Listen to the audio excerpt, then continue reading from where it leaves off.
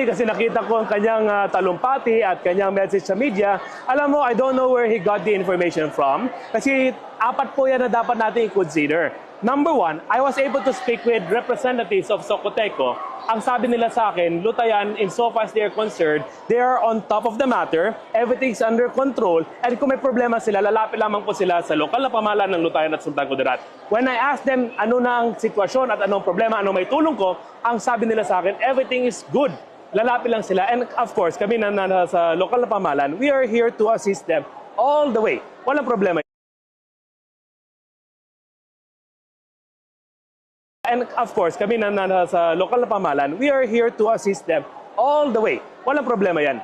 Pangalawa, baka hindi naintindihan ng ating kaibigan ng system laws, no? At kung titingnan po natin ng batas, kasi doon po natin dapat tingnan ang anggulong ito. Sinabi naman ng Magna Carta for Private Residential Electricity Consumers na itong mga bagay-bagay na ito ay klaro na. Ang mga unpaid bills ng kahit kapitbahay mo ay never ipapasa sa sinumang consumer. Ibig sabihin, hindi pwedeng ibibill o i-charge sa isang tao ang hindi nabayaran ng kanyang kapwa o kapitbahay. It has never happened in the history of Socelco or Socoteco or any electric cooperative. And I am sure it will never happen kasi illegal po yun. Wala pong ganun nangyayari. Yung hindi nababayaran, never po yan na-charge sa ibang tao. Ang system laws kasi iba yan. Very specific ang system laws. Nakasaad dyan that it was made, nailagay dyan sa electricity bill to cover the technical and non-technical costs and losses of energy generation. Never po yung unpaid bill ang i-charge. Ang charge po, halimbawa, kung mag-transmit ka ng pag-generate mo at mag-distribute ng kuryente, minsan there's heat coming out. And when heat is going out, energy is lost. Di ba? Kaya nagkakaroon ng system loss. I am advocating na mawala na dapat yan.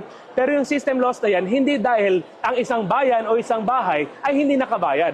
Uulitin ko po, malinaw ang Magna Carta for Private Residential Electricity Consumers. Never po na nangyayari na binibill po sa isang tao ang unpaid bill ng kanyang kapitbahay. Never nangyari yan. So I don't know where he is coming from. I respect him, pero sana naman maging klaro tayo dito.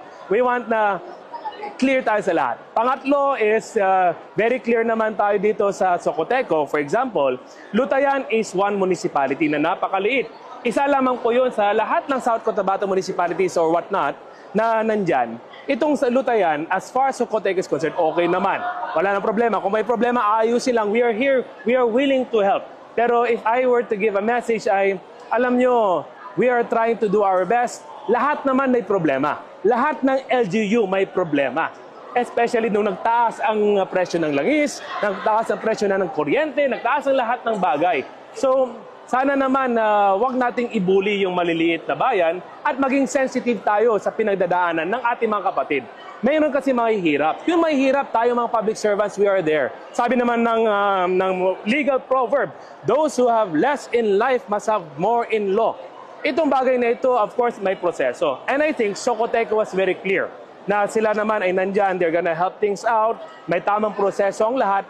Pero I have to make it, again, a very important point, hindi po na ipapasa yung unpaid bill kahit kanino man. It has never happened, it is illegal. And even Socoteco, nung kausap ko sila, wala daw nangyari doon. So, to be honest, I really don't know where he got those information from. If I were to give very important thing din pala, no? Again, my point is, hindi dapat natin bully yung maliliit na mga bayan o maliliit na mga pamilya. Again, ang pinag-uusapan natin dito, ordinaryong pamilyang Pilipino. Minsan, baka naman nakapagbayad sila. Minsan, baka na-late lang. Hindi natin alam kung anong sitwasyon. But bottom line, dapat maging sensitive din tayo sa plight ng mga Pilipino na mahihirap ang panahon. Kung kailangan nila magbayad, tulungan po natin magbayad sila. That's very clear. But never po nabibill sa kapwa ang unpaid bill. Paulit-ulit ko sinasabi yun kasi baka siguro I have to teach here and I have to remind everyone na kailangan pag-aralan muna lahat ng sasabihin.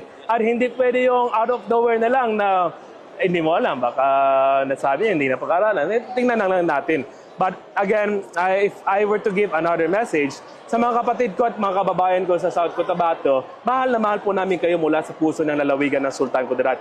We have a lot of things in common and we have to build bridges that connects us with one another and not walls that divide us. very clear naman ang ating prinsipyo na we have to work together. Hindi po pwede mag-progress ang isang probinsya sa Region 12 kung hindi nagkakatulungan. Importante, solid ang SOCSA dyan, solid din ang pagkaroon ng programa na makakatulong sa lahat. Hindi ito competition. At the end of the day, we just want to have a better region for every single Filipino. And again, if I were to give a message to our good friend, ang akin lang naman dito ay lahat naman tayo public servant. Unahin natin ang bayan bago ang sarili. At maging truthful and transparent tayo. Hindi pwede yung out of nowhere na mga bagay-bagay. Well, sa akin lang naman kasi, as a political leader, kailangan na unahin natin ang bayan bago ang sarili. And one of the principles intact ay dapat nandyan ang truth, nandyan ang transparency. Alam niyo po, si Governor Ray Tamayo is a good friend and is a good politician. I heard many of his friends na nagsasabi that he is a good presidential candidate. Wala naman problema kung gumawa tayo mga ganito mga statement or whatnot. Ang akin lang is dapat pag-aralan ng lahat and we have to be truthful to the people. Hindi natin pwede na balik-balik ta rin o magiging hindi natin pwede lukoy ng mga kababayan. Alam mo, lahat ng mga politician, lahat naman ng politician may konting tikal, no? Pero hindi naman pwede na sobra. Dapat i-control din yung mga bagay na yan. Sometimes when we say things, minsan gusto natin magkaroon ng pogi points. Minsan gusto natin gumawa ng punto. Pero i-control lang natin. Doon tayo sa makakatotohanan. At hindi pwede yung mga bagay-bagay that will make our people confused. We have to give them the truth and nothing but the truth. Padalas ko sinasabi to, Sultan Kudarat deserves the best and only the best. Ganun din sa South Cotabato. South Cotabato deserves the best and only the best. Kaya kayo po mga kababayan ko dyan, mahal na mahal ko kayo. Sultan Kudarat is your partner. Kami po ay kasama ninyo sa lahat-lahat ng programa.